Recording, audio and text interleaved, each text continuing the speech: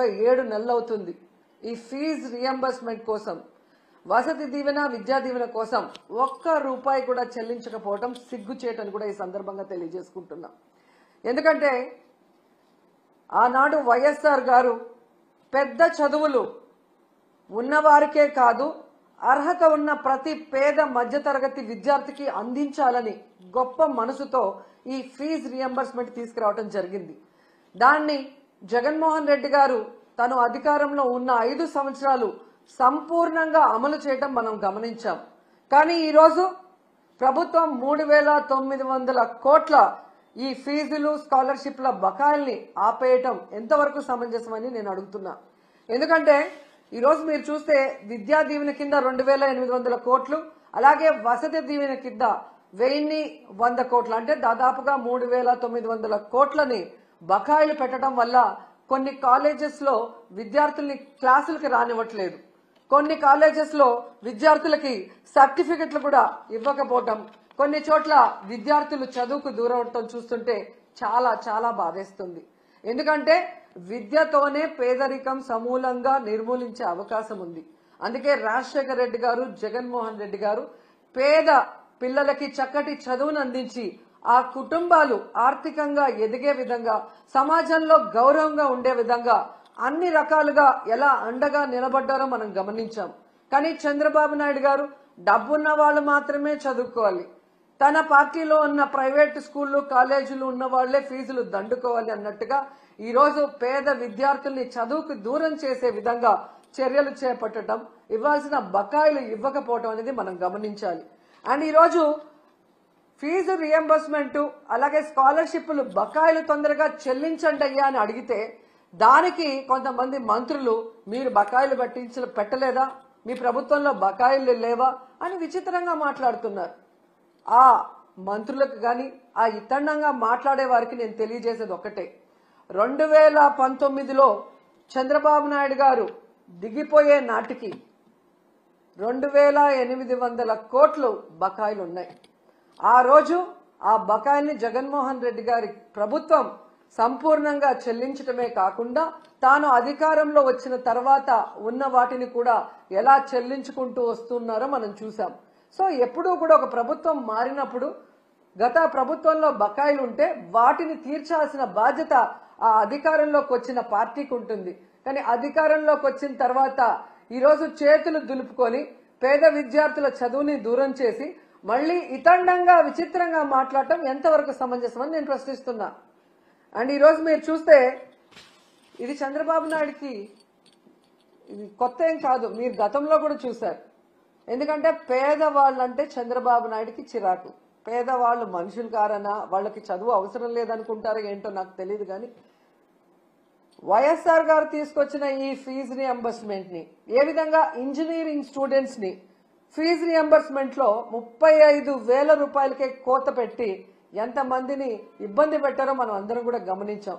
కానీ జగన్మోహన్ రెడ్డి గారు ఎంత ఖర్చు అయినా విద్యార్థికి మొత్తం ప్రభుత్వమే చెల్లించే విధంగా ప్రతి పేద మధ్యతరగతి పిల్లవాడికి చక్కటి చదువుని అందించడం ఈరోజు ప్రజలందరూ కూడా గమనించాల్సిన విషయం అని కూడా ఈ సందర్భంగా తెలియజేసుకుంటున్నా. అండ్ ఈరోజు మీరు చూస్తే ఈ చంద్రబాబు నాయుడు గారు 3,900 కోట్ల ఈ స్కాలర్షిప్లు కానీ ఫీజు రియంబర్స్మెంట్ బకాయిలకు మాత్రమే ఆపలేదండి.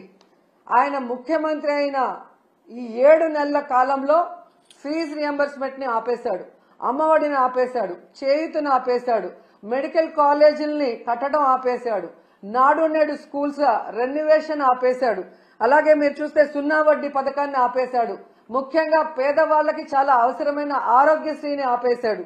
ఇక వాలంటీర్ వ్యవస్థని ఆపేయటం మనం అందరం కూడా చూస్తూనే ఉన్నాం.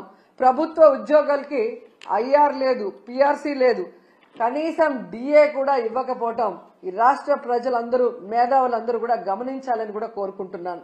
ఎందుకంటే ఒకవైపు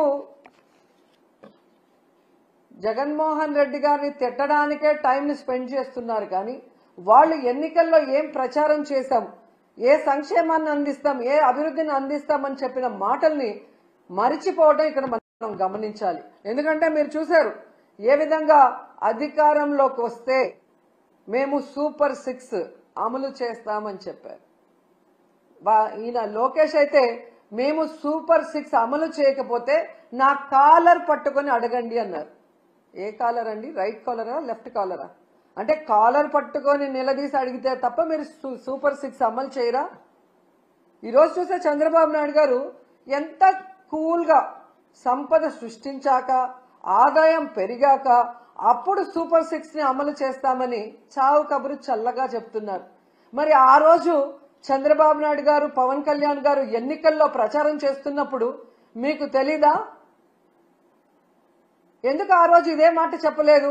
మేము వచ్చాక సంపద సృష్టించాక ఆదాయం పెరిగితేనే సూపర్ 6 అమలు చేస్తాం, లేకపోతే చేయలేమని ఆ రోజు ఎందుకు చెప్పలేదని అడుగుతున్నా. ప్రజల్ని మోసం చేయాలన్న ఆలోచనతోనే కదా అబద్ధం చెప్పారు. మళ్ళీ మీరు చూస్తే చాలా ఎటకారంగా చంద్రబాబు నాయుడు గారు, మీరు కూడా వినుంటారు, పెద్ద గొంతేసుకొని చెవులో మైక్ పెట్టుకొని తమ్ముళ్ళు బటన్ నొక్కుతాడంట జగన్మోహన్ రెడ్డి.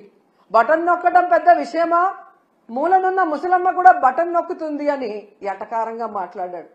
మరి మీకు కూడా 73 ఏళ్లు పూర్తయ్యాయి కదా, మూలనున్న ముసలమ్మ బటన్ నొక్కగా లేంది 73 ఏళ్ల ముసలోడివి మీరెందుకు నొక్కలేకపోతున్నారు ఆ బటన్ అని ముసలోళ్ళందరూ గుసగుసలాడుకుంటున్నారు. మీకు వినిపిస్తుందా?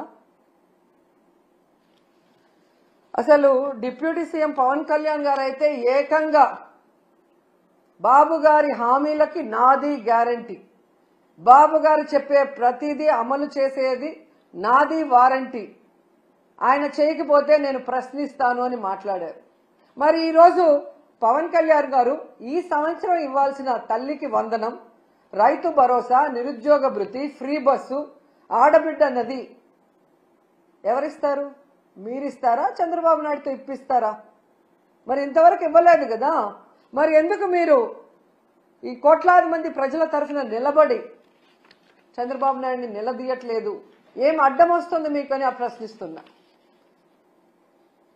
ఈరోజు ఎంత దారుణంగా తయారయ్యారంటే,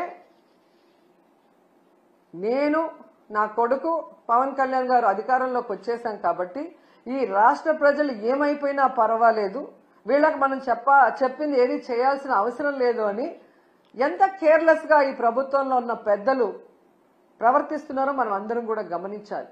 ఎన్నికల ముందుకి ఎన్నికల తర్వాత వాళ్ళ ప్రవర్తన ఎలా ఉంది అంటే, ఎన్నికల ముందేమో